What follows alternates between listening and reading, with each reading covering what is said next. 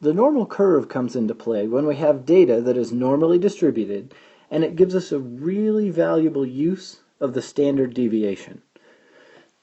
Let's take a look at sort of a generic normal curve and how the data breaks down within that curve. I'm hopeful that this diagram looks familiar from your book or your notes, and we're going to talk about it a little bit. This is a generic normal curve with the mean right here in the middle, and we've broken it down into a line that's drawn at 1 standard deviation above the mean, 2 standard deviations above the mean, 1 standard deviation below the mean, and 2 standard deviations below the mean. And what this does is it sections our curve, the area under our curve, into little regions. And because of something called the 68, 95, 99 rule, this tells us that how much data is within each of these little regions that we've created on our diagram. For example, between the mean and 1 standard deviation above the mean, that's where 34% of the data is located. Between 1 standard deviation above and 2 standard deviations above the mean, that's where 13.5% of the data is located, and so on. What we're going to do is we're going to use this curve with this information to solve problems. Now, a lot of times students say, how do you know that's how much data is in between each of those locations? Well, the way that we know is because we are told we have normally distributed data.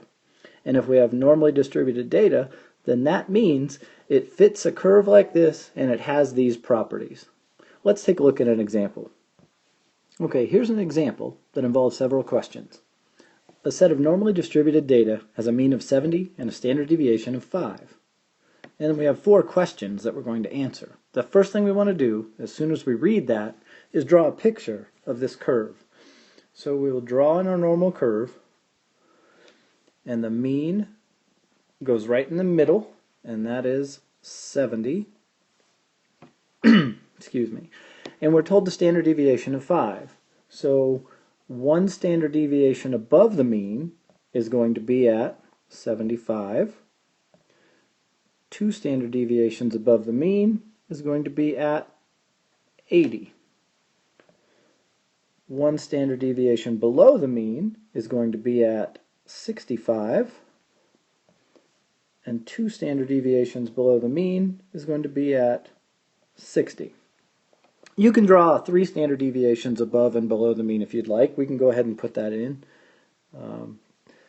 3 standard deviations above would be at 85, and 3 standard deviations below the mean would be at 55. And so there's a very complete normal curve that meets the description of the data we've been given. It's normally distributed, the mean is 70, and the standard deviation is 5.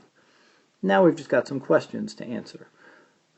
The first one, what percent of the data points are above 65?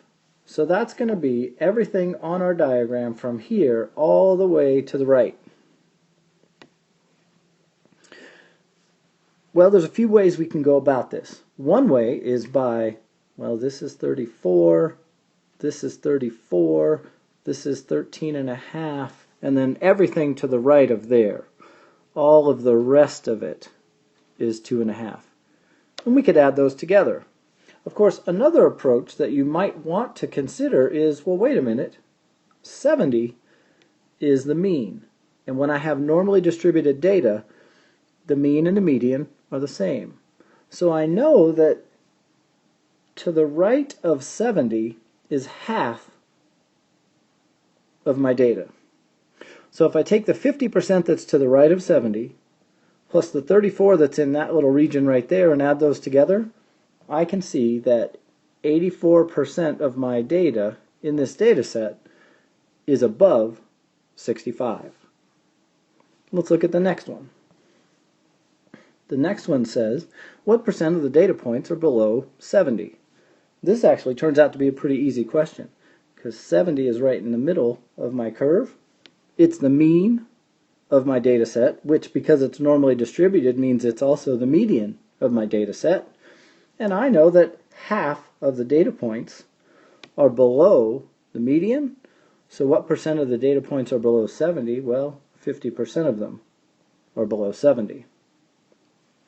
The next question, what percent of the data points are below 60?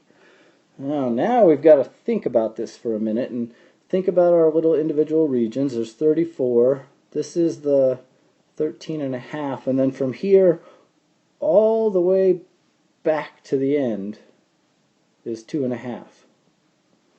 So less than 2 standard deviations below the mean is this piece of my graph right there, which is 2.5% of the data points. Finally, what percent of the data points are between 60 and 75? Okay, let me do some cleanup here. Between 60 and 75, and since this is our last one, I'll go ahead and draw on here and not hesitate about that. Between 60 and 75, so that is all of this part of my normal curve. I just have to remember, well, 13.5% is in there, 34% is in there, and 34% is in there. So if I add these together, that'll give me the percent of the data points that are between 60 and 75. Let's see, 34 and 34 is 68, and another 13.5 means that 81.5% of the data points are between 60 and 75. Most students are real comfortable working with the normal curve. The main thing is just draw the curve and put on all your labels and then go back and answer whatever questions you need to answer.